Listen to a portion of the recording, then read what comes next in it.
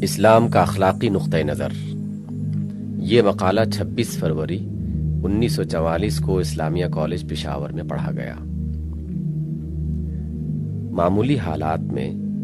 جبکہ زندگی کا دریا سکون کے ساتھ بہہ رہا ہو، انسان ایک طرح کا اطمینان محسوس کرتا ہے،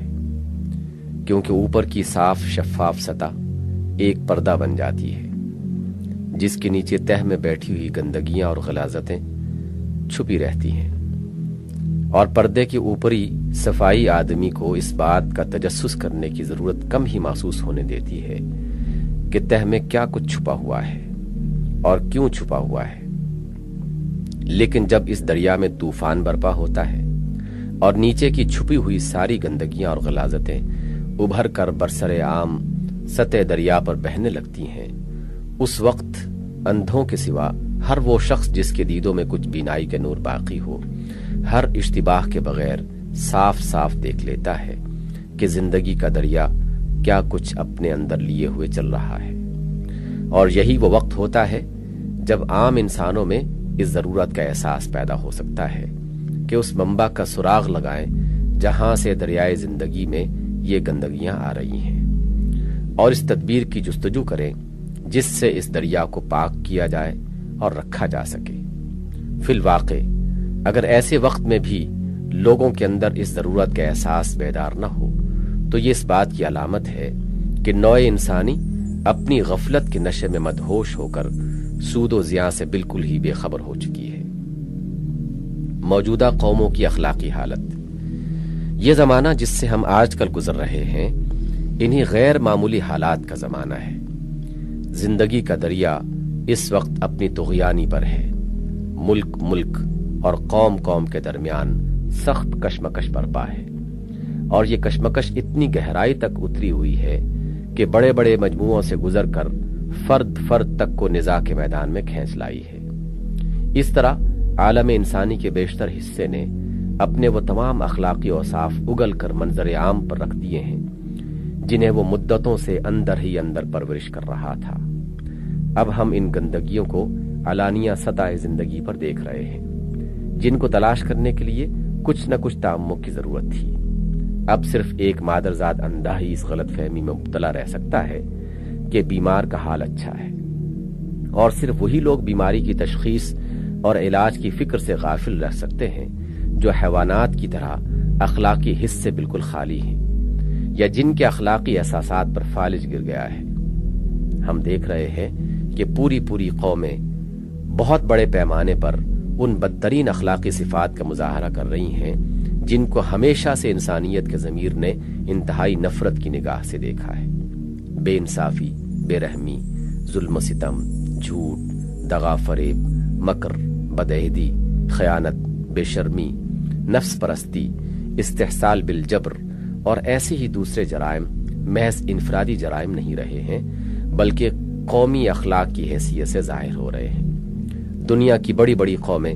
اجتماعی حیثیت سے وہ سب کچھ کر رہی ہیں جس کا ارتکاب کرنے والے افراد ابھی تک ان کے ہاں جیلوں میں ٹھونسے جاتے ہیں۔ ہر قوم نے چھانٹ کر اپنے بڑے سے بڑے مجرموں کو اپنا لیڈر اور سربراہ کار بنایا ہے،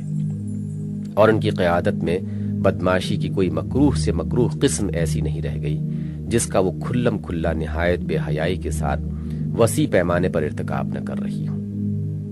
ہر قوم دوسری قوم کے خلاف جھوٹ تصنیف کر کے علانیہ نشر کر رہی ہے، اور ریڈیو کے ذریعے سے ان جھوٹوں نے فضائے اسیر تک کو گندا کر دیا ہے۔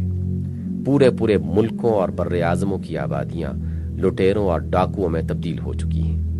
اور ہر ڈاکو عین اس وقت جبکہ وہ خود ڈاکہ مار رہا ہوتا ہے نہایت بے شرمی کے ساتھ اپنے مخالف ڈاکو کی ان ساری گناہگاریوں کا شکوہ کرتا ہے جن سے داغدار ہونے میں اس کا اپنا دامن بھی اپنے حریف سے کچھ کم سیاہ نہیں ہوتا۔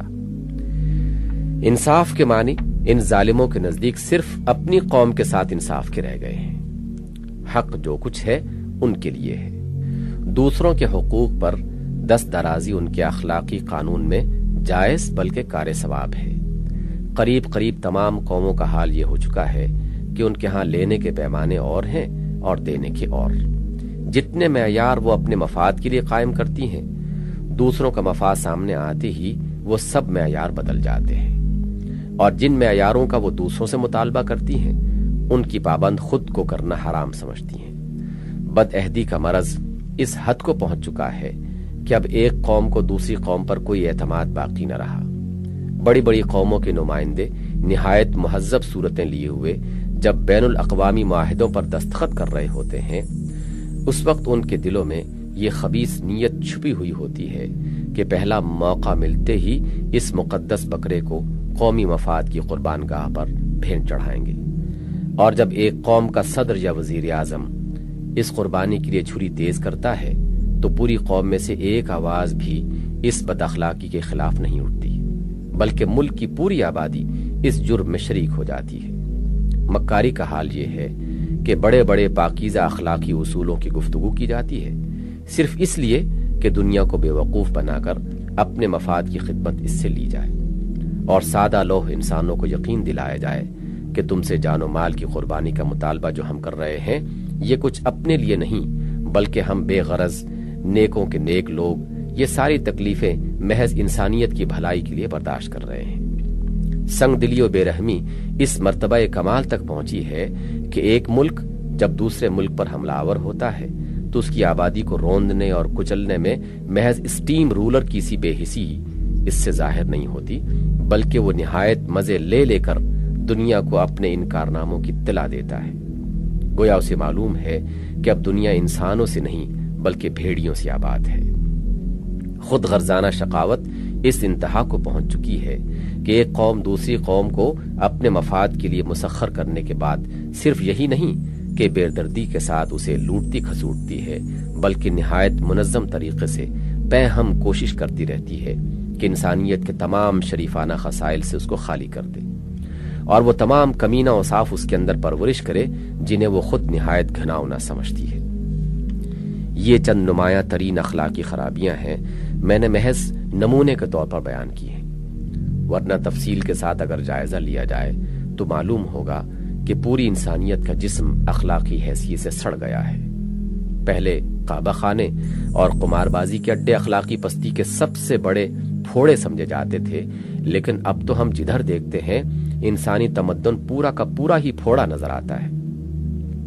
कौमों की पार्लियामेंटें और असम्बलियां, हुकूमत के सेक्रेटेरिएट और वजारत खाने, अदालतों के ईवान और वकालत खाने, प्रेस और नशरगाहें, यूनिवर्सिटियां और तालीमी इदारे, बैंक और सनती और तिजारती कारोबार के मजामे, सब के सब फोड़े ही फोड़े हैं जो किसी तेज नश्तर का मुतालबा कर रहे हैं। सबसे ज्यादा अफसोस की बात यह है कि इल्म जो इंसानियत का अजीज तरीन जौहर है,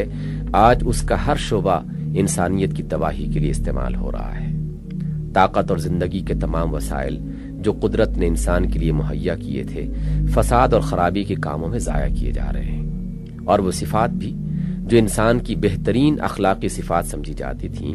मसलन शजाअत, ईसार, कुर्बानी, फयाजी, सब्र तहम्मुल, उलुल अज़्मी, बुलंद हौसलगी वगैरह, आज इनको भी चंद बड़ी बुनियादी बदअखलाकियों का खादिम बना के रख दिया गया है। जाहिर है कि इज्तिमाई खराबियां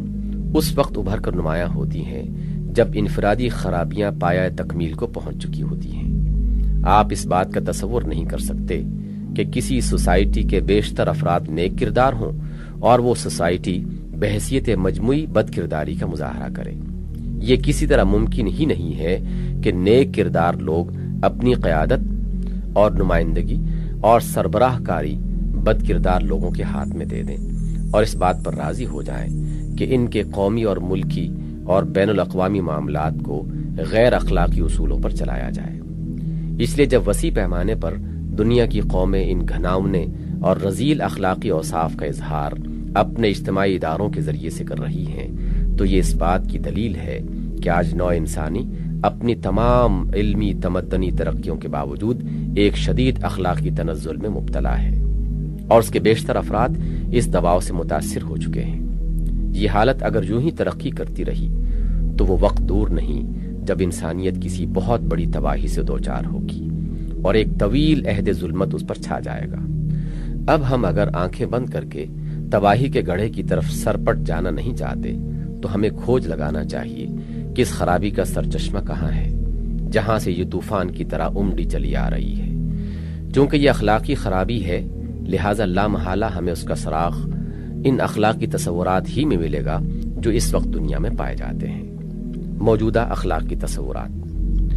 دنیا کے اخلاقی تصورات کیا ہیں؟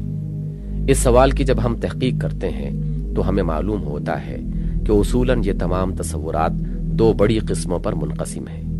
ایک قسم کے تصورات وہ جو خدا اور حیات بعد موت کے عقیدے پر مبنی ہیں، دوسری قسم کے تصورات وہ جو ان عقیدوں سے الگ ہٹ کر کسی دوسری بنیاد پر قائم ہوئے ہیں۔ آئیے اب ہم ان دونوں قسموں کے تصورات کا جائزہ لے کر دیکھیں کہ دنیا میں اس وقت یہ کس صورت میں پائے جاتے ہیں اور ان کے نتائج کیا ہیں۔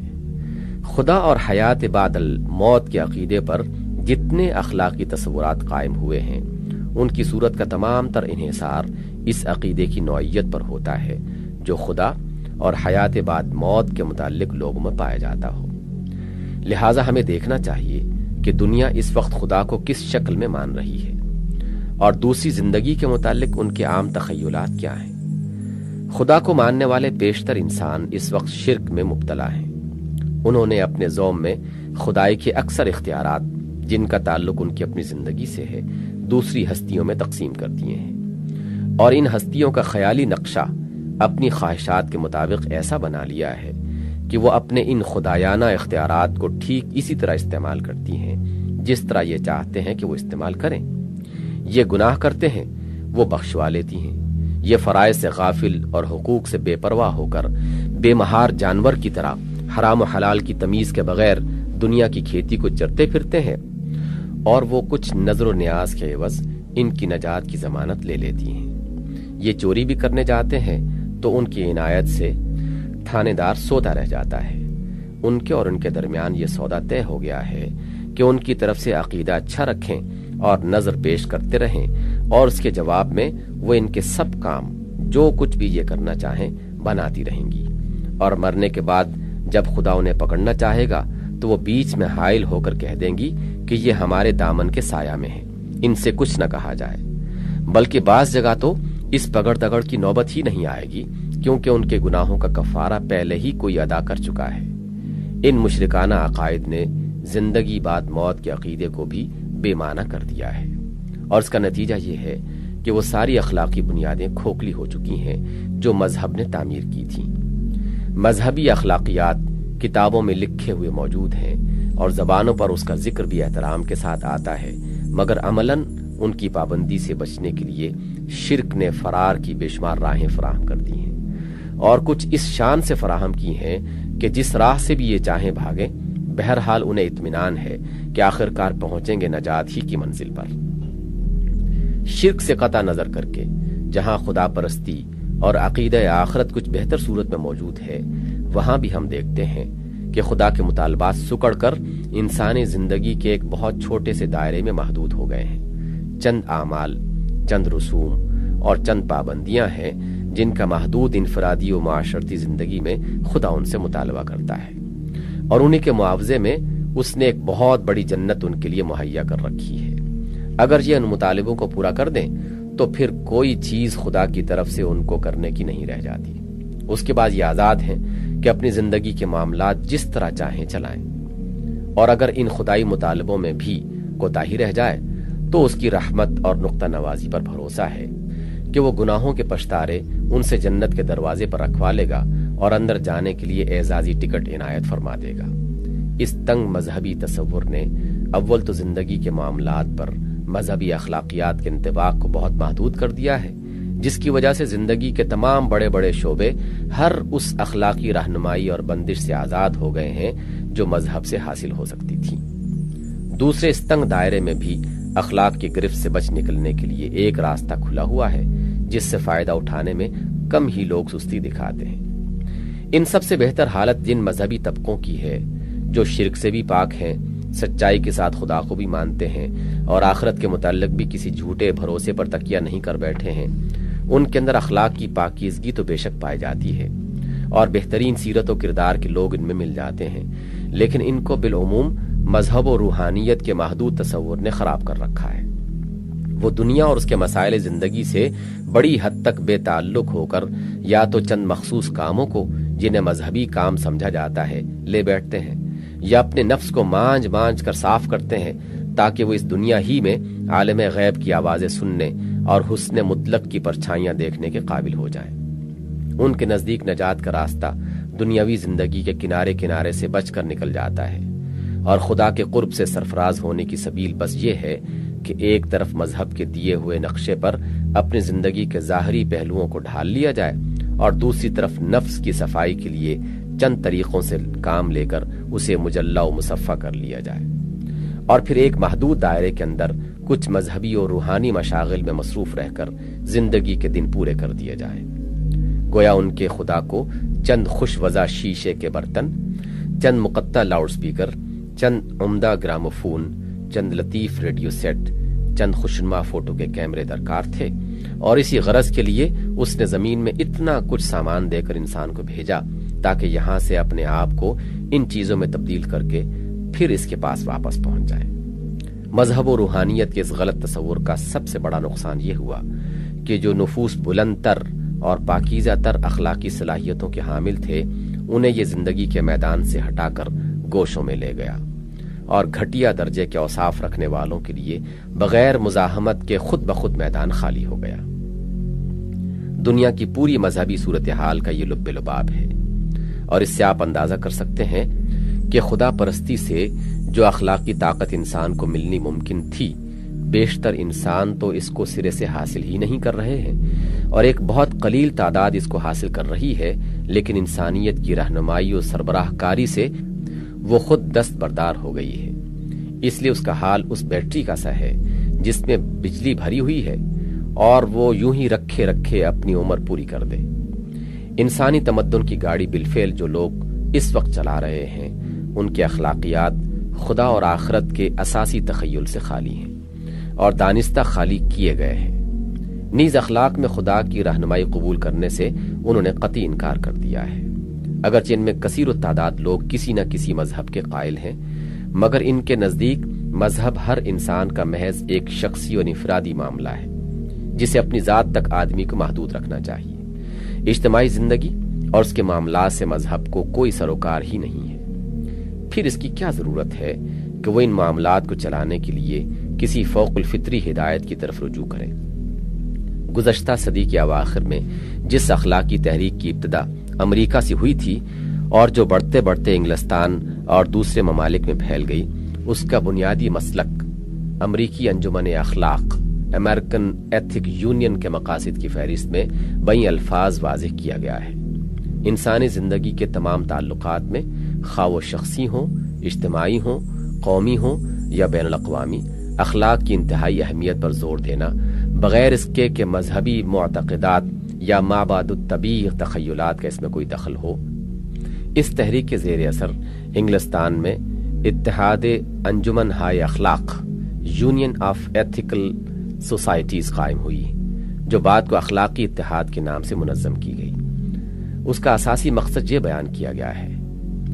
انسانی رفاقت اور خدمت کے ایسے طریقے کی تلقین کرنا جو اس اصول پر مبنی ہو کہ مذہب کا سب سے بڑا مقصد بھلائی کی محبت ہے، اور یہ کہ اخلاقی تصورات اور اخلاقی زندگی کے لیے دنیا کی حقیقت اور زندگی بعد موت کے متعلق کسی عقیدے کی حاجت نہیں ہے، اور یہ کہ خالص انسانی اور فطری ذرائع سے انسانوں کو اپنے تمام تعلقات زندگی میں حق سے محبت کرنے، حق جاننے اور حق پر عمل کرنے کے لیے تیار کیا جائے۔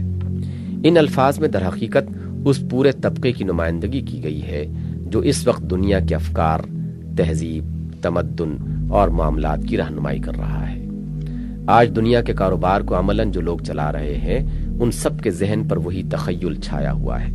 جو اوپر کے چند فقروں میں بیان کیا گیا ہے۔ سب ہی نے بالفعل اپنے اخلاقیات کو خدا اور آخرت کے عقیدے اور مذہب کی اخلاقی رہنمائی سے آزاد کر لیا ہے۔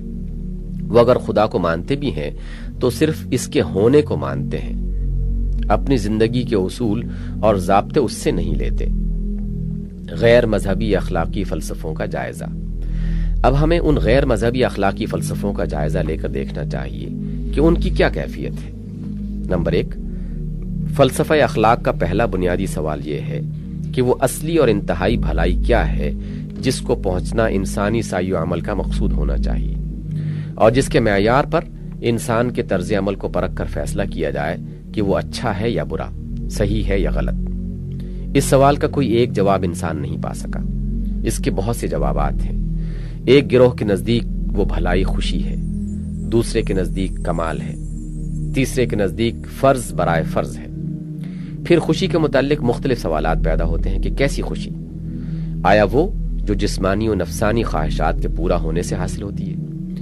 یا وہ جو ذہنی ترقی کے مدارج پر چڑھنے سے حاصل ہوتی ہے، یا وہ جو اپنی شخصیت کو آرٹ یا روحانیت کے نقطہ نظر سے آراستہ کر لینے سے حاصل ہوتی ہے؟ نیز یہ کہ کس کی خوشی؟ آیا ہر شخص کی اپنی خوشی، یا اس جماعت کی خوشی جس سے انسان وابستہ ہے، یا تمام انسانوں کی خوشی، یا فی الجملہ دوسروں کی خوشی؟ اسی طرح کمال کو مقصود قرار دینے والوں کے لیے بھی بہت سے سوالات پیدا ہوتے ہیں۔ کمال کا تصور اور اس کا معیار کیا ہے، اور کمال کس کا مقصود ہے، فرد کا، جماعت کا یا انسانیت کا؟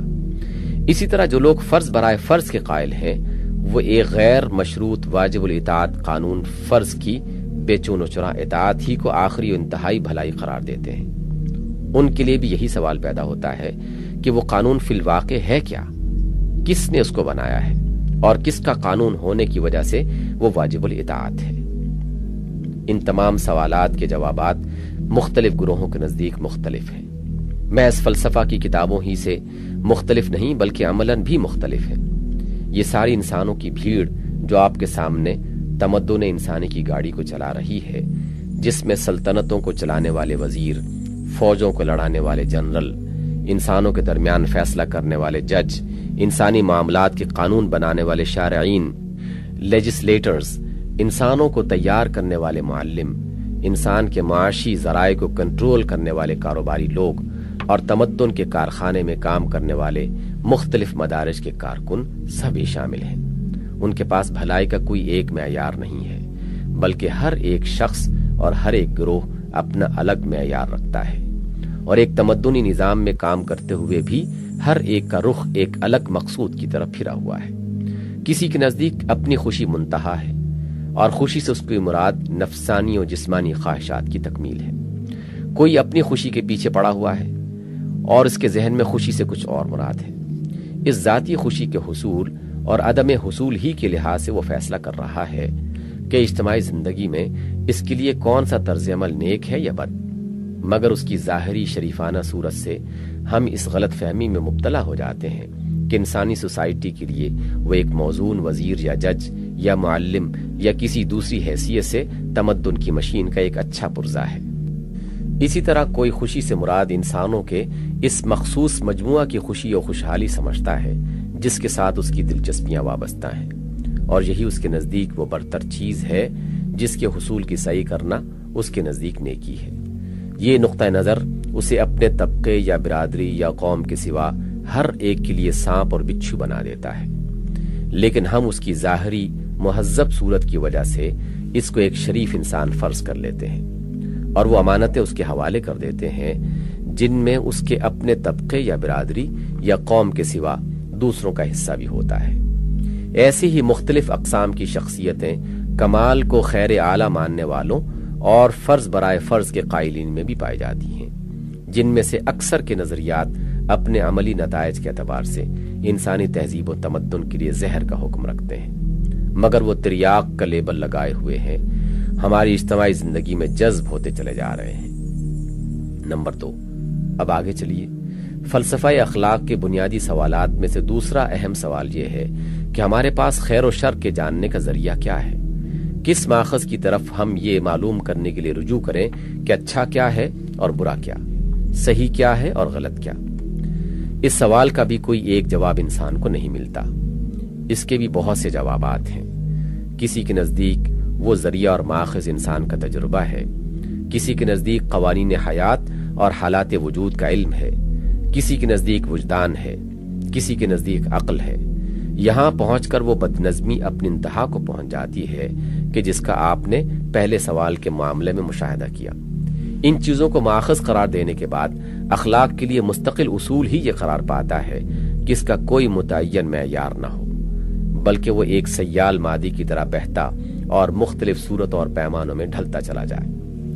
انسانیت کے تجربے سے صحیح علم حاصل کرنے کے لیے ناگزیر ہے کہ اس کے متعلق مکمل اور مفصل معلومات یکجا جمع ہوں اور کوئی ہمہ بین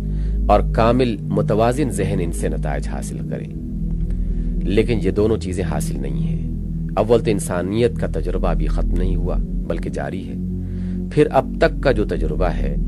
اس کے بھی مختلف اجزاء مختلف لوگوں کے سامنے ہیں، اور وہ مختلف طور پر اپنی ذہنیت کے مطابق ان سے نتائج نکال رہے ہیں۔ تو کیا ان ناقص معلومات سے مختلف نامکمل ذہن اپنے رجحانات کے مطابق جو نتائج بھی اخذ کر لیں وہ سب صحیح ہو سکتے ہیں؟ اگر نہیں تو کیسے سخت بیمار ہیں وہ ذہن جو اپنے خیر و شر کو جاننے کے لیے اس ذریعہ علم کو کافی سمجھتے ہیں۔ یہی معاملہ قوانین حیات اور حالات وجود کا ہے۔ یا تو آپ اخلاقی بھلائی اور برائی کو جاننے کے لیے اس وقت کا انتظار کریں جب ان قوانین اور حالات کا علم قابل اطمینان حد تک آپ کی گرفت میں آ جائے، یا نہیں تو ناکافی معلومات کو ناکافی جانتے ہوئے انہی کی بنیاد پر مختلف ذہنیت اور مختلف مراتب علمی کے لوگ مختلف طور پر فیصلے کرتے رہیں کہ ان کے لیے خیر کیا ہے اور شر کیا ہے، اور علم کی ہر نئی قسط حاصل ہونے کے بعد ان فیصلوں کو بدلتے بھی رہیں، حتیٰ کہ آج کا خیر کل کا شر ہو جائے اور آج کا شر کل خیر قرار پائے۔ عقل اور وجدان کا معاملہ بھی اس سے کچھ مختلف نہیں ہے۔ بلا شبہ خیر و شر کو جاننے کی کچھ استعداد عقل کو بھی حاصل ہے، اور اس عقل سے ہر انسان نے کچھ نہ کچھ حصہ پایا ہے، اور خیر و شر کا کچھ علم وجدانی بھی ہے جس کا الہام ہر انسان کے ضمیر پر فطرتاً ہوتا ہے، لیکن اس علم کے لیے ان میں سے کوئی بھی کافی بذات نہیں ہے کہ اسی کو آخری اور واحد ذریعہ علم کی حیثیت لے لیا جائے۔ عقل یا وجدان جس کو بھی آپ کافی بذات سمجھتے ہیں، بہرحال ایک ایسے ذریعہ علم پر آپ اعتماد کریں گے جو نہ صرف یہ کہ اپنی فطرت میں ناقص و محدود ہے، بلکہ وہ مختلف اشخاص، مختلف طبقوں، مختلف حالات اور مختلف زمانوں میں پہنچ کر بالکل مختلف چیزوں پر خیر یا شر ہونے کا حکم لگاتا ہے۔ یہ ساری بد نظمی جس کا میں نے ابھی آپ کے سامنے ذکر کیا ہے محض علمی مقالات اور فلسفیانہ بحثوں تک محدود نہیں ہے، بلکہ فی الواقع دنیا کے تمدن و تہذیب میں عملاً اس کا عکس پوری طرح نمایاں ہو رہا ہے۔ آپ کے تمدن میں جو لوگ کام کر رہے ہیں، خواہ وہ کارفرمائی کے مقام پر ہوں یا کارکنی کے مقام پر، یا کارفرماؤں اور کارکنوں کے بنانے میں لگے ہوئے ہیں، یہ سب خیر و شر اور صحیح و غلط جاننے کے لیے اپنے اپنے طور پر انہی مختلف ماخذوں کی طرف رجوع کر رہے ہیں، اور ہر شخص اور ہر گروہ کا خیر و شر دوسرے کے خیر و شر سے الگ ہے، حتیٰ کہ ایک کا خیر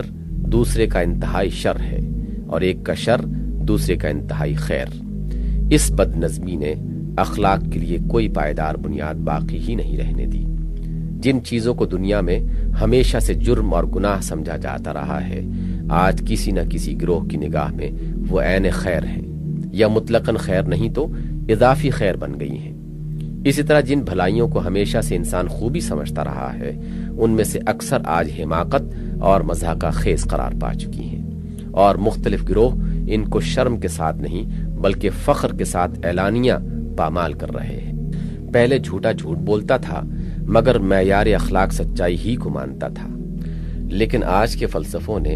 جھوٹ کو خیر بنا دیا ہے، اور جھوٹ بولنے کا ایک مستقل فن مدون کیا جا رہا ہے، اور بڑے پیمانے پر قومیں اور سلطنتیں جھوٹ پھیلا رہی ہیں۔ یہی حال ہر بد اخلاقی کا ہے کہ پہلے بد اخلاقیاں ہی تھیں، مگر آج نئے فلسفوں کے طفیل وہ سب مطلق یا اضافی خیر میں تبدیل کر دی گئی ہیں۔ نمبر 3، فلسفہ اخلاق کے بنیادی سوالات میں سے تیسرا سوال یہ ہے کہ قانون اخلاق کے پیچھے وہ کون سی قوت ہے جس کے زور سے یہ قانون نافذ ہو؟ اس کے جواب میں مسرت اور کمال کے پرستار کہتے ہیں کہ خوشی یا کمال کی طرف جانے والی بھلائیاں اپنی پیروی کرانے کی طاقت اپنے اندر خود ہی رکھتی ہیں، اور رنج یا پستی کی طرف لے جانے والی برائیاں آپ اپنے ہی زور پر اپنے سے اجتناب کرا لیتی ہیں۔ اس کے سوا قانون اخلاق کے لیے کسی خارجی اقتدار کی ضرورت ہی نہیں۔ دوسرا گروہ کہتا ہے کہ قانون فرض انسان کے ارادہ معقول کا اپنے اوپر عائد کیا ہوا قانون ہے، اس کے لیے کسی بیرونی زور کی حاجت نہیں۔ تیسرا گروہ سیاسی اقتدار کو قانون اخلاق کی اصل قوت نافذہ سمجھتا ہے، اور اس مسلک کی روح سے اسٹیٹ کی طرف وہ تمام اختیارات منتقل ہو جاتے ہیں جو پہلے خدا کے لیے تھے، یعنی باشندوں کے حق میں یہ فیصلہ کرنا کہ انہیں کیا کرنا چاہیے اور کیا نہ کرنا چاہیے۔ چوتھے گروہ نے یہ مرتبہ اسٹیٹ کے بجائے سوسائٹی کو دیا ہے۔ یہ سب جوابات فسادات کی بے شمار صورتیں دنیا میں عملاً پیدا کر چکے ہیں اور اب تک کر رہے ہیں۔ پہلے دونوں جوابوں نے انفرادی خودسری اور بے راہ روی یہاں تک بڑھا دی کہ اجتماعی زندگی کا شیرازہ درہم برہم ہونے کے قریب پہنچ گیا۔ پھر اس کا رد عمل ان فلسفوں کی صورت میں رونما ہوا جنہوں نے یا تو اسٹیٹ کو خدا بنا کر افراد کو بالکل اس کا بندہ بنا ڈالا، یا پھر افراد کی روٹی کے ساتھ ان کی خیر و شر کی باغیں بھی معاشرے کے ہاتھوں میں دے دی، حالانکہ سبوحن قدوس نہ اسٹیٹ ہے نہ معاشرہ۔ نمبر 4، یہی معاملہ اس سوال کے جواب میں پیش آتا ہے کہ وہ کون سا محرک ہے جو انسان کو اپنے طبعی رجحانات کے علی الرغم اخلاقی احکام کی پابندی پر آمادہ کرے۔ کسی کے نزدیک بس خوشی کی طمع اور رنج و تکلیف کا خوف اس کے لیے کافی محرک ہے، کوئی محض کمال کی خواہش اور نقص سے بچنے کی تمنا کو اس کے لیے کافی سمجھتا ہے، کوئی اس لیے محض آدمی کے اپنے جذبہ احترام قانون پر اعتماد کرتا ہے، کوئی اسٹیٹ کے اجر کی امید اور اس کے غضب کو اہمیت دیتا ہے، اور کوئی معاشرے کے اجر اور اس کے غضب کو تم و خوف کے لیے استعمال کرنے پر زیادہ زور دیتا ہے۔ ان میں سے ہر جواب کو عملاً ہمارے اخلاقی نظامات میں سے کسی نہ کسی کے اندر تقدم کا وہ مقام حاصل ہے، اور تھوڑا سا تجسس کرنے پر یہ حقیقت بآسانی کھل سکتی ہے کہ یہ سب محرکات بد اخلاقی کے لیے بھی اتنے ہی اچھے محرک بن سکتے ہیں جتنے خوش اخلاقی کے لیے، بلکہ ان میں بد اخلاقی کے لیے محرک بننے کی قوت بہت زیادہ ہے، اور بہرحال کسی اعلیٰ درجے کی اخلاقیات کے لیے تو یہ تمام محرکات قطعاً ناکافی ہیں۔ یہ بہت مختصر جائزہ جو میں نے دنیا کی موجودہ اخلاقی حالت کا لیا ہے، اس سے بیک نظر یہ محسوس ہو جاتا ہے کہ دنیا میں اس وقت ایک ہمہ گیر اخلاقی انتشار پایا جاتا ہے۔ خدا سے بے نیاز ہو کر انسان کوئی ایسی بنیاد نہیں پا سکا جس پر وہ قابل اطمینان طریقے سے اپنے اخلاق کی تعمیر کرتا۔ اخلاق کے سارے بنیادی سوالات اس کے لیے حقیقتاً لاجواب ہو کے رہ گئے۔ نہ وہ اس خیر برتر کا کہیں سراغ لگا سکا جو اس کی کوششوں کا منتہا بننے کے قابل ہوتی، اور جس کے لحاظ سے اعمال کے نیک یا بد اور صحیح یا غلط ہونے کا فیصلہ کیا جا سکتا۔ نہ اسے وہ ماخذ کہیں سے ہاتھ لگا جس سے وہ صحیح طور پر معلوم کر سکتا کہ خیر کیا ہے اور شر کیا۔ نہ اسے وہ اقتدار فراہم کرنے میں کامیابی ہوئی جس کی بنا پر اخلاق کے کسی بلند جامع عالمگیر ضابطہ کو قوت نافذہ حاصل ہو سکتی، اور نہ اسے کوئی ایسا محرک مل سکا جو انسانوں میں راستی پر عمل کرنے اور ناراستی سے پرہیز کرنے کے لیے حقیقی آمادگی پیدا کرنے کے قابل ہو۔ خدا سے بغاوت کر کے انسان نے خودسری کے ساتھ ان سوالات کو حل کرنا چاہا اور اپنے نزدیک حل کیا بھی، مگر یہ اسی حل کے پیدا کردہ نتائج ہیں جو آج ہم کو اخلاقی تنزل کے ایک خوفناک طوفان کی شکل میں اٹھتے اور پوری انسانی تہذیب کو تباہی کی دھمکیاں دیتے نظر آتے ہیں۔ کیا اب بھی وہ وقت نہیں آیا کہ ہم اس بنیاد کو تلاش کریں جس پر انسانی اخلاق کی صحیح تعمیر ہو سکے؟ فی الواقع یہ تلاش و جستجو محض ایک علمی بحث نہیں ہے، بلکہ ہماری زندگی کی ایک عملی ضرورت ہے، اور وقت کی نزاکت نے اس کو اہم ترین ضرورت بنا دیا ہے۔ اسی لحاظ سے میں اپنی تلاش کے نتائج پیش کرتا ہوں اور چاہتا ہوں کہ جو لوگ اس ضرورت کو محسوس کر رہے ہیں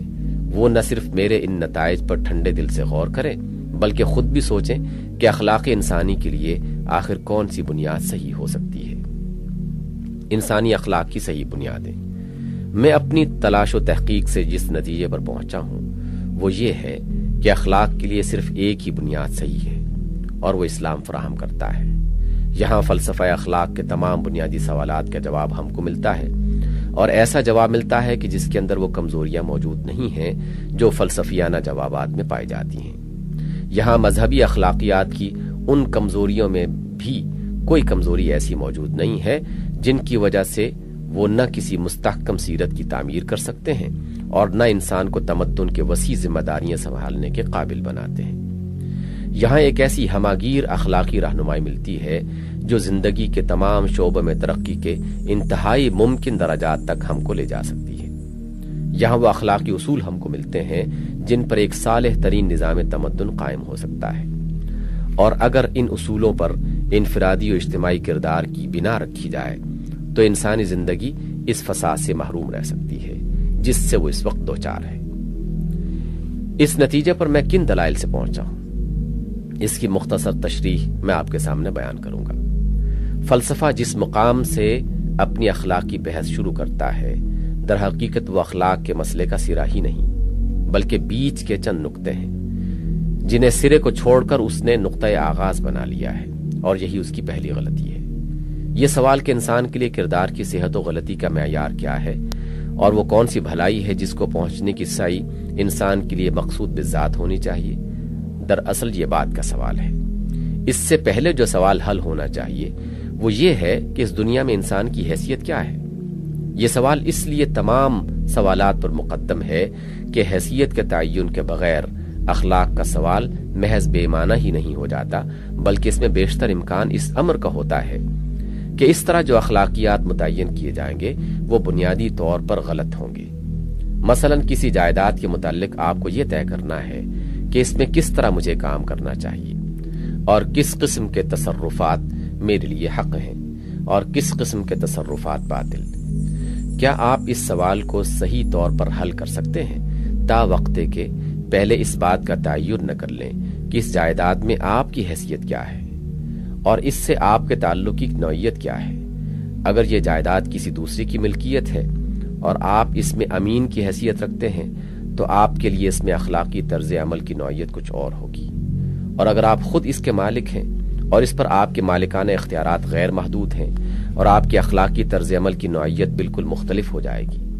اور یہ بات صرف اتنی ہی نہیں ہے کہ حیثیت کا سوال اخلاقی طرز عمل کی نوعیت کے معاملے میں فیصلہ کن ہے، بلکہ در حقیقت اسی پر اس امر کے فیصلے کا بھی انحصار ہے کہ اس جائیداد میں آپ کے لیے طرز عمل متعین کرنے کا حقدار کون ہے، آپ خود یا جس کے آپ امین ہیں۔ اسلام سب سے پہلے اس سوال کی طرف توجہ کرتا ہے اور ہمیں بالکل واضح طور پر شائبہ اشتباہ کے بغیر یہ بتاتا ہے کہ اس دنیا میں انسان کی حیثیت خدا کے بندے اور نائب کی ہے۔ یہاں انسان کو جتنی چیزوں سے سابقہ پیش آتا ہے وہ سب خدا کی ملک ہیں، حتیٰ کہ انسان کا اپنا جسم اور وہ تمام قوتیں بھی جو اس جسم میں بھری ہوئی ہیں انسان کی اپنی ملک نہیں ہیں بلکہ خدا کی ملک ہیں۔ خدا نے اس کو ان تمام چیزوں پر تصرف کرنے کے اختیارات دے کر یہاں اپنے نائب کی حیثیت سے مامور کیا ہے، اور اس ماموریت میں اس کا امتحان ہے۔ امتحان کا آخری نتیجہ اس دنیا میں نہیں نکلے گا بلکہ جب افراد کا، قوموں کا اور پوری نوع انسانی کا کام ختم ہو جائے گا اور انسانوں کے مساعی کے اثرات و نتائج پایہ تکمیل کو پہنچ جائیں گے، تب خدا بیک وقت ان سب کا حساب لے گا اور اس امر کا فیصلہ کرے گا کہ کس نے اس کی بندگی اور نیابت کا حق ٹھیک ٹھیک ادا کیا ہے اور کس نے نہیں کیا۔ یہ امتحان کسی ایک امر میں نہیں بلکہ تمام امور میں ہے، کسی ایک شعبہ زندگی میں نہیں بلکہ بحیثیت مجموعی پوری زندگی میں ہے۔ نفس و جسم کی جتنی قوتیں انسان کو دی گئی ہیں سب کا امتحان ہے، اور خارج میں جن جن چیزوں پر جس طرح کے اختیارات اسے ادا کیے گئے ہیں ان سب میں بھی امتحان ہے کہ وہ کس طرح ان پر اپنا اختیار استعمال کرتا ہے۔ حیثیت کے اس تعین کا منطقی نتیجہ یہ ہے کہ دنیا میں اپنے لیے اخلاقی طرز عمل کے تعین کا حق ہی سرے سے انسان کو حاصل نہیں رہتا بلکہ اس کا فیصلہ کرنا خدا کا حق ہو جاتا ہے۔ اس کے بعد فلسفہ اخلاق کے وہ تمام سوالات جن کو فلسفیوں نے چھیڑا ہے نہ صرف یہ کہ حل ہو جاتے ہیں بلکہ اس امر کی بھی گنجائش باقی نہیں رہتی کہ ایک ایک سوال کے 36 جوابات ہوں اور ایک ایک جواب پر انسانوں کا ایک ایک گروہ اخلاق کے ایک جداگانہ رخ پر چل پڑے اور ایک ہی تمدنی اجتماعی زندگی میں رہتے ہوئے یہ مختلف سمتوں پر چلنے والے لوگ اپنی بے راہ رویوں سے بد نظمی، انتشار اور فساد پیدا کر دیں۔ اگر انسان کی اس حیثیت کو تسلیم کر لیا جائے جو اسلام نے قرار دی ہے، تو یہ بات خود متعین ہو جاتی ہے کہ خدا کے امتحان میں کامیاب ہونا اور اس کی رضا کو پہنچنا ہی وہ بلند ترین بھلائی ہے جو مقصود بالذات ہونی چاہیے، اور کسی طرز عمل کے صحیح یا غلط ہونے کا مدار اسی امر پر ہے کہ وہ اس بھلائی کے حصول میں کہاں تک مددگار یا مانع ہوتا ہے۔ اسی طرح یہ بات بھی یہیں سے متعین ہو جاتی ہے کہ انسان کے لیے نیک اور بد، صحیح اور غلط کے علم کا اصل ماخذ خدا کی ہدایت ہے، اور اس کے سوا دوسرے ذرائع علم اس اصل ماخذ کے مددگار تو بن سکتے ہیں مگر خود اصل ماخذ نہیں بن سکتے۔ نیز یہ امر بھی طے ہو جاتا ہے کہ قانون اخلاق کے واجب الاطاعت ہونے کی اصل بنیاد صرف یہ ہے کہ وہ خدا کا ٹھہرایا ہوا قانون ہے،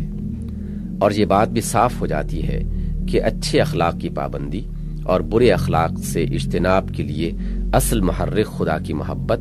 اور اس کی رضا کی طلب اور اس کی ناراضگی کا خوف ہونا چاہیے۔ پھر نہ صرف یہ کہ اس سے فلسفہ اخلاق کے سارے اصولی سوالات حل ہو جاتے ہیں، بلکہ در حقیقت اس بنیاد پر جو اخلاقی سسٹم بنتا ہے اس کے اندر نہایت متوازن اور متناسب طریقے سے وہ تمام اخلاقی سسٹم اپنی اپنی موضوع جگہ پا لیتے ہیں جو فلسفہ اخلاق کے مفکرین نے تجویز کیے ہیں۔ فلسفیانہ اخلاقی نظاموں کی اصل قباحت یہ نہیں ہے کہ ان میں حقیقت و صداقت کا جز بھی نہیں ہے، بلکہ ان کی اصل قباحت یہ ہے کہ انہوں نے صداقت کے ایک جز کو لے کر پوری صداقت بنا لیا ہے۔ اس لیے جز کے کل بننے میں جس قدر زائد کی ضرورت پڑتی ہے اس کی تکمیل کے لیے لامحالہ انہیں باطل کے بہت سے اجزاء لینے پڑتے ہیں۔ اسلام اس کے برعکس پوری صداقت پیش کرتا ہے، اور اس کی کل صداقت میں وہ تمام جزی صداقتیں جذب ہو جاتی ہیں جو لوگوں کے پاس الگ الگ تھیں اور ناقص تھیں۔ یہاں خوشی کا بھی ایک مقام ہے، مگر اس سے مراد وہ خوشی و خوشحالی ہے جو خدا کے قانون کی پیروی سے اور اس کے نتیجے میں حاصل ہو، اور یہ خوشی و خوشحالی جسمانی و مادی بھی ہے، ذہنی و نفسی بھی، آرٹسٹک اور روحانی بھی۔ نیز یہ خوشی و خوشحالی فرد کی بھی ہے، جماعت کی بھی اور تمام انسانیت کی بھی۔ ان مختلف خوشیوں میں تصادم نہیں بلکہ توافق ہے۔ یہاں کمال کا بھی ایک مقام ہے، مگر وہ کمال جو خدا کے امتحان میں 100% نمبر پانے کا مستحق ہو، اور یہ فرد کا، جماعت کا، قوم کا، پوری انسانیت کا، غرض سب ہی کا کمال ہے۔ صحیح اخلاقی طرز عمل وہ ہے جس سے ہر فرد نہ صرف خود کمال کی طرف ترقی کرے بلکہ دوسروں کی تکمیل میں بھی مددگار ہو، کوئی کسی کی تکمیل میں مزاحم نہ ہو۔ یہاں کانت کے قطعی واجب الاطاعت کیٹیگوریکل امپیریٹو کو پوری عزت کی جگہ مل جاتی ہے، اور اس جہاز کو وہ لنگر بھی مل جاتا ہے جس کے بغیر یہ فلسفہ کے دریا میں ڈگمگا رہا تھا۔ جس قطعی واجب الاطاعت قانون کا ذکر کانت نے کیا ہے اور جس کی وہ خود کوئی توضیح نہ کر سکا، دراصل وہ خدا کا قانون ہے۔ خدا کی طرف سے اس کی صورت معین کی گئی ہے، خدا ہی کا قانون ہونے کی وجہ سے وہ واجب الاطاعت ہے، اور اس کی بے چون و چرا اطاعت کا نام نیکی ہے۔ اسی طرح یہاں اخلاقی خیر و شر کے علم کا جو ماخذ ہمیں بتایا گیا ہے وہ ان دوسرے ذرائع علم کی نفی نہیں کرتا جن کی طرف فلاسفہ رجوع کرتے ہیں، بلکہ ان سب کو ایک سسٹم کا جز بنا لیتا ہے۔ البتہ وہ نفی جس چیز کی کرتا ہے وہ صرف یہ بات ہے کہ انہیں یا ان میں سے کسی ایک کو اصلی اور آخری ذریعہ علم کی حیثیت سے لے لیا جائے۔ خدا کی ہدایت کے ذریعے سے خیر و شر کا جو علم ہمیں بخشا گیا ہے وہ اصل علم ہے، رہا تجربے علم، قوانین حیات اور حالات وجود سے استنباط کیا ہوا علم، عقلی علم اور وجدانی علم، تو یہ سب اس اصل علم کے شواہد ہیں۔ جن چیزوں کو خدا کی ہدایت خیر کہتی ہے، انسانیت کا تجربہ ان کے خیر ہونے پر شہادت دیتا ہے، قوانین حیات اس کی تصدیق کرتے ہیں، عقل اور وجدان دونوں اس بات پر گواہ ہیں۔ لیکن معیار صداقت خدائی ہدایت ہی ہے، نہ کہ یہ ذرائع علم۔ انسانیت کے تاریخی تجربات سے یا قوانین حیات سے اگر کوئی ایسا استنباط کیا جائے یا عقل اور وجدان سے کوئی ایسی رائے قائم کی جائے جو خدا کی ہدایت کے خلاف ہو، تو اصل اعتبار خدا کی ہدایت کا کیا جائے گا، نہ کہ اس استنباط یا اس رائے کا۔ ہمارے پاس علم کے ایک مستند معیار ہونے کا فائدہ ہی یہ ہے کہ ہمارے علوم میں ڈسپلن پیدا ہو اور ہم اس انارکی اور بدنظمی سے بچ جائیں جو کسی معیار کے نہ ہونے اور اعجاب کل ذی رأی برأیہ سے پیدا ہوتی ہے۔ اسی طرح یہاں قانون اخلاق کی پشتیبان قوت، سینکشن اور محرکات کا مسئلہ بھی اسی طور حل ہو جاتا ہے کہ اس سے ان دوسری چیزوں کی نفی نہیں ہوتی جو فلسفیوں نے تجویز کی ہیں، بلکہ صرف ان کی تصحیح ہو جاتی ہے، اور جن غلط حدود پر وہ پھیلا دی گئی ہیں یا خود پھیل جاتی ہیں وہاں سے ان کو ہٹا کر ایک جامع سسٹم میں ٹھیک مقام پر رکھ دیا جاتا ہے۔ خدا کا قانون اس لیے کہ وہ خدا کا قانون ہے، اپنے قیام کی طاقت آپ اپنے اندر رکھتا ہے، اور یہ طاقت اس مومن کے نفس میں بھی موجود ہے جو خدا کی رضا چاہنے میں خوشی محسوس کرتا ہے اور خود اس کمال کا طالب ہے جو خدا کی طرف بڑھنے سے حاصل ہو۔ نیز یہ طاقت مومنین کی سوسائٹی اور اس صالح ریاست میں بھی موجود ہے جو خدا کے قانون پر مبنی ہو۔ قانون کی پابندی پر مومن کو آمادہ کرنے والی چیز اس کی خالص فرض شناسی بھی ہے، اس کا حق کو حق جانتے ہوئے اسے پسند کرنا اور باطل کو باطل سمجھتے ہوئے اس سے نفرت کرنا بھی ہے، اور وہ طمع اور خوف بھی ہے جو وہ اپنے خدا سے رکھتا ہے۔ اسلامی تصور اخلاق کا انسانی زندگی پر اثر دیکھیے، اس طرح اسلام اس پوری فکری اور عملی انارکی کو ختم کر دیتا ہے جو انسان کو بے خدا فرض کر کے اس کے لیے ایک نظام اخلاق تجویز کرنے کی کوششوں سے پیدا ہوتی ہے۔ اس کے بعد آگے چلیے، اسلام خدا کا جو تصور پیش کرتا ہے وہ یہ ہے کہ خدا ہی انسان کا اور ساری کائنات کا واحد مالک، خالق، معبود اور حاکم ہے۔ اس خدائی میں کوئی اس کا شریک نہیں ہے۔ اس کے ہاں بجز دعائے خیر کے کسی ایسی سفارش کی گنجائش بھی نہیں جو زور سے منوائی جاتی ہو اور رد نہ کی جا سکتی ہو۔ اس کے ہاں ہر شخص کی کامیابی و ناکامی کا مدار اس کے اپنے طرز عمل پر ہے۔ نہ کوئی کسی کا کفارہ بن سکتا ہے، نہ کسی کے عمل کی ذمہ داری دوسرے پر ڈالی جا سکتی ہے، اور نہ کسی کے عمل کا صلہ دوسرے کو ملتا ہے۔ اس کے ہاں جانبداری نہیں ہے کہ ایک شخص یا خاندان یا قوم یا نسل سے اس کو دوسرے کی بنسبت زیادہ دلچسپی ہو۔ سب انسان اس کی نگاہ میں یکساں ہیں، سب کے لیے ایک ہی قانون اخلاق ہے، اور فضیلت جو کچھ بھی ہے اخلاقی فضیلت کے اعتبار سے ہے۔ وہ خود رحیم ہے اور رحم کو پسند کرتا ہے، وہ خود فیاض ہے اور فیاضی کو پسند کرتا ہے،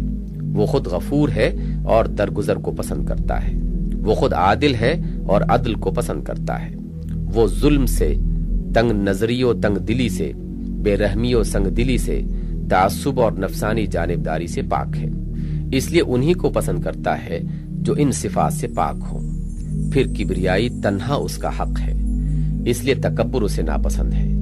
خدائی صرف اسی کے لیے ہے اور دوسرے سب اس کے بندے ہیں، اس لیے ایک بندے پر دوسرے کی خداوندی اس کو پسند نہیں۔ مالک وہ اکیلا ہے اور دوسروں کے پاس جو کچھ ہے امانت کی حیثیت سے ہے، اس لیے کسی بندے کی خود مختاری اور کسی کا کسی کے لیے قانون بنانا اور کسی کا کسی کے لیے بذات خود واجب الاطاعت ہونا، یہ سب فی الحقیقت غلط ہے۔ سب کا متع وہی ایک ہے اور سب کے لیے خیر اسی میں ہے کہ اس کی بے چون و چرا اطاعت کریں۔ پھر وہ محسن ہے اور شکر اور احسان مندی اور محبت کا مستحق ہے۔ وہ منعم ہے اور اس کا حقدار ہے کہ اس کی نعمتوں میں اسی کی منشا کے مطابق تصرف کیا جائے۔ وہ منصف ہے اور لازم ہے کہ انسان اس کے انصاف میں سزا پانے کا خوف اور جزا پانے کی طمع رکھے۔ وہ علیم و خبیر ہے اور دلوں کی چھپی ہوئی نیتوں سے بھی واقف ہے، اس لیے ظاہری حسن اخلاق سے اس کو دھوکہ نہیں دیا جا سکتا۔ وہ محیط ہے، اس لیے کوئی یہ امید بھی نہیں کر سکتا کہ جرم کر کے اس کی پکڑ سے بچ نکلے گا۔ خدا کے اس تصور پر غور کیجئے، اس سے بالکل ایک فطری نتیجہ کے طور پر انسان کے لیے ایک مکمل اخلاقی زندگی کا نقشہ وجود میں آتا ہے، اور وہ نقشہ ان تمام کمزوریوں سے خالی ہے جو مشرکانہ مذاہب کے اخلاقیات اور دہریانہ مسلکوں کے اخلاقیات میں پائے جاتے ہیں۔ یہاں نہ تو اخلاقی ذمہ داریوں سے بچ نکلنے کے چور دروازے کہیں موجود ہیں، نہ ان ظالمانہ فلسفوں کے لیے کوئی جگہ ہے جن کی بنا پر انسان اپنی دلچسپیوں کے لحاظ سے عالم انسانیت کو تقسیم کر کے ایک حصہ کے لیے مجسم فرشتہ اور دوسرے حصے کے لیے مجسم شیطان بن جاتا ہے۔ نہ دہریانہ اخلاقیات کی وہ بنیادی کمزوریاں اس میں پائی جاتی ہیں جن کی وجہ سے اخلاق میں کوئی استحکام پیدا نہیں ہو سکتا۔ ان سلبی خوبیوں کے ساتھ اس نقشہ میں یہ ایجابی خوبی موجود ہے کہ یہ اخلاقی فضیلت کا ایک بلند ترین اور وسیع ترین منتہا پیش کرتا ہے جس کی وسعت اور بلندی کی کوئی حد نہیں، اور اس منتہا کی طرف بڑھنے کے لیے ایسے محرکات فراہم کرتا ہے جو پاکیزہ ترین ہے۔ پھر یہ تصور کہ امتحان کسی ایک چیز میں نہیں بلکہ ان تمام چیزوں میں ہے جو خدا نے انسان کو دی ہیں، کسی ایک حیثیت میں نہیں بلکہ ان تمام حیثیتوں میں ہے جو انسان کو یہاں حاصل ہیں، اور کسی ایک شعبہ حیات میں نہیں بلکہ پوری زندگی میں ہے جو اخلاق کے دائرے کو اتنا ہی پھیلا دیتا ہے جتنا امتحان کا دائرہ پھیلا ہوا ہے۔ انسان کی عقل، اس کے ذرائع علم، اس کی ذہنی و فکری قوتیں، اس کے حواس، اس کے جذبات، اس کی خواہشات، اس کی جسمانی طاقتیں سب کے سب امتحان میں شریک ہیں، یعنی امتحان آدمی کی پوری شخصیت کا ہے۔ پھر خارج کی دنیا میں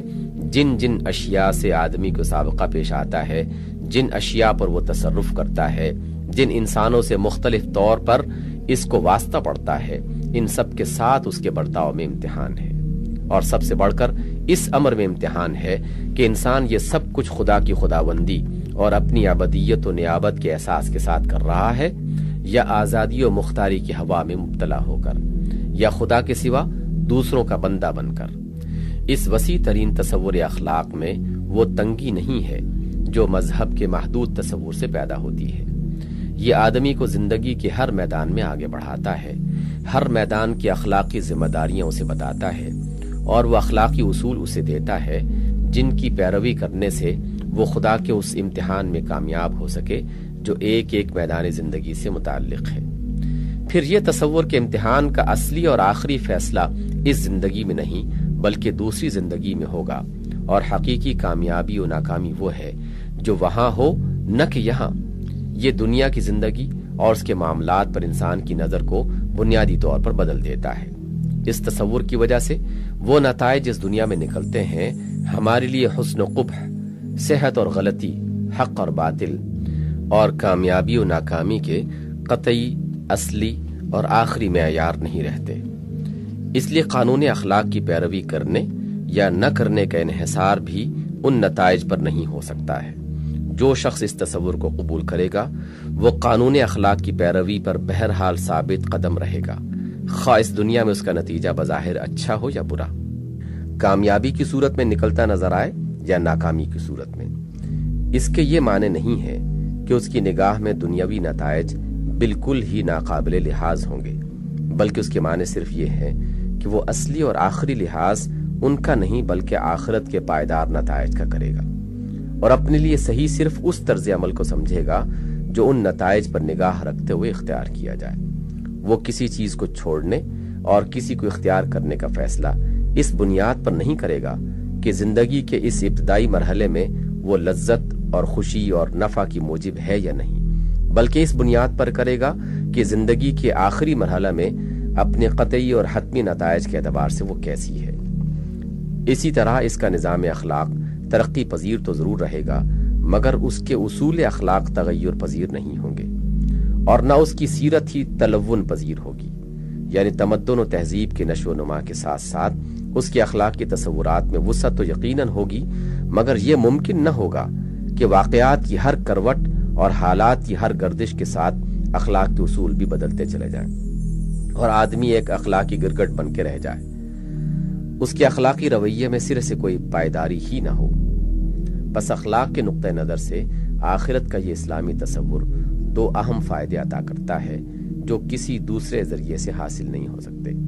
ایک یہ کہ اس سے اصول اخلاق کو غایہ درجے کا استحکام نصیب ہوتا ہے جس میں تزلزل کا کوئی خطرہ نہیں، دوسرے یہ کہ اس سے انسان کی اخلاقی سیرت کو وہ استقامت میسر آتی ہے جس میں بشرط ایمان انحراف کا کوئی اندیشہ نہیں۔ دنیا میں سچائی کے 10 مختلف نتیجے نکل سکتے ہیں،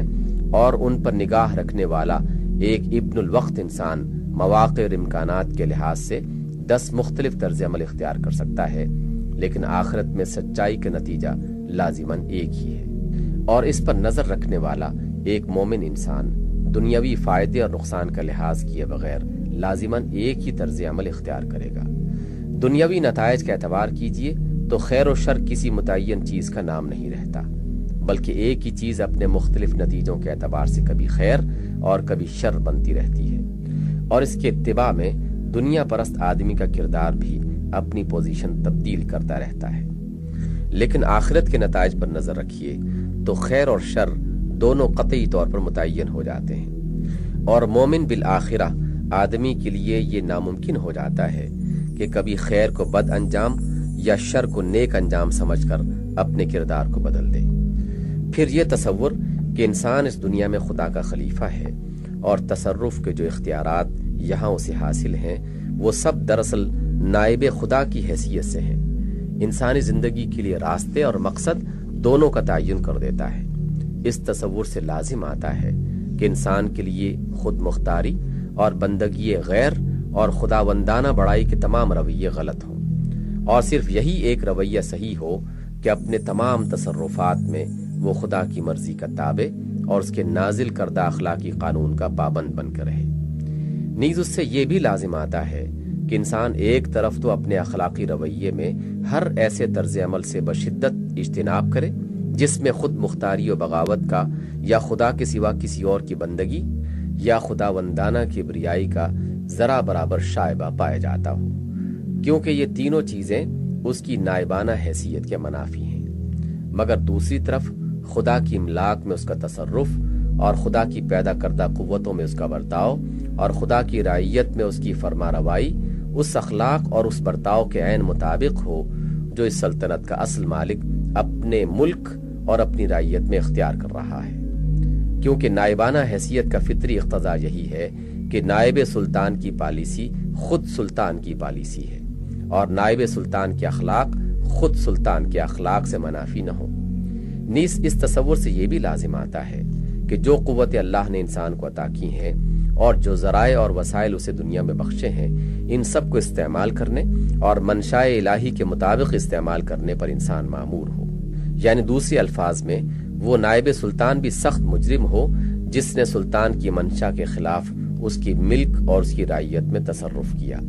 اور وہ نائب بھی بڑا مجرم قرار پائے جس نے سلطان کے دیے ہوئے اختیارات میں سے کسی اختیار کو سرے سے استعمال ہی نہ کیا ہو، بلکہ اس کی بخشی ہوئی قوتوں میں سے کسی قوت کو بلا وجہ ضائع کر دیا اور اس کے بنائے ہوئے ذرائع وسائل سے کام لینے میں جان بوجھ کر کوتاہی کی، اور اس ڈیوٹی سے منہ موڑ کر کھڑا ہو گیا جس پر سلطان نے اسے مامور کیا تھا۔ نیز اس تصور سے بھی یہ لازم آتا ہے کہ پوری نوع انسانی کی اجتماعی زندگی ایسے ڈھنگ پر قائم ہو کہ سارے انسان یعنی خدا کے سب خلیفہ ان ذمہ داریوں کے ادا کرنے میں جو خدا نے ان پر عائد کی ہیں ایک دوسرے کے معاون و مددگار ہوں، اور نظام تمدن و عمران میں ایسی کوئی چیز کار فرما نہ رہے جس کی وجہ سے ایک انسان دوسرے انسان کی یا انسانوں کا ایک گروہ دوسرے گروہ کی خلافت کو عملاً سلب کر لے یا اس کے اجرا میں مانع اور مزاحم ہو، بجز اس صورت کے جبکہ کوئی انسان خلافت سے محروم ہو کر اپنے حقیقی سلطان سے بغاوت کا مرتکب ہو رہا ہو۔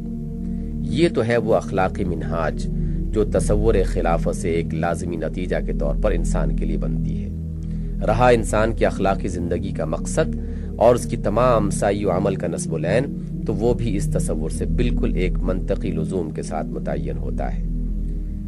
نائب سلطان کی حیثیت سے انسان کا زمین پر مامور رہنا خود بخود اس بات کا مقتضی ہے کہ انسان کی زندگی کا مقصد زمین پر خدا کی مرضی پوری کرنے کے سوا اور کچھ نہ ہو۔ خدا نے زمین کے انتظام کا جتنا حصہ انسان سے متعلق کیا ہے، اس حصے میں خدا کے قانون کو جاری کرنا، خدا کی منشا کے مطابق امن اور عدل و صلاح کا نظام قائم کرنا اور قائم رکھنا، اس نظام میں شر و فساد کی جو جو صورتیں شیاطین جن و انس پیدا کریں ان کو دبانا اور مٹھانا، اور ان بھلائیوں کو زیادہ سے زیادہ نشو و نما دینا جو خدا کو محبوب ہیں اور جن سے خداوند عالم اپنی زندگی اور اپنی رعیت کو آراستہ دیکھنا چاہتا ہے۔ یہ ہے وہ مقصد جس پر ہر وہ انسان اپنی تمام مساعی کو مرکوز کر دے گا جس کے اندر خلیفہ الہی ہونے کا شعور پیدا ہو چکا ہو۔ یہ مقصد صرف یہی نہیں کہ ان تمام مقاصد کی نفی کر دیتا ہے جو لذت پرستوں اور مادہ پرستوں اور قوم پرستوں اور دوسرے محملات کے پرستاروں نے اپنی جگہ کے لیے مقرر کر لیے ہیں، بلکہ یہ ان لایانی مقاصد کی بھی اتنی شدت کے ساتھ نفی کرتا ہے جو روحانیت کے غلط تصور کے تحت اہل مذاہب نے متعین کیے ہیں۔ ان دونوں غلط انتہاؤں کے درمیان خلافت الہیہ کا تصور انسان کے سامنے ایک ایسا بلند ترین اور پاکیزہ ترین مقصد حیات رکھ دیتا ہے جو اس کی قوتوں اور قابلیتوں کو زندگی کے ہر میدان میں برسر کار لاتا ہے اور انہیں ایک صالح ترین نظام تمدن و تہذیب کے قیام اور ارتقاء کی خدمت میں استعمال کرتا ہے۔ یہ ہیں وہ بنیادیں جو اخلاق انسانی کی تعمیر کے لیے اسلام نے ہم کو دی ہیں۔ اسلام کسی ایک قوم کی جائیداد نہیں بلکہ تمام انسانیت کی مشترک میراث ہے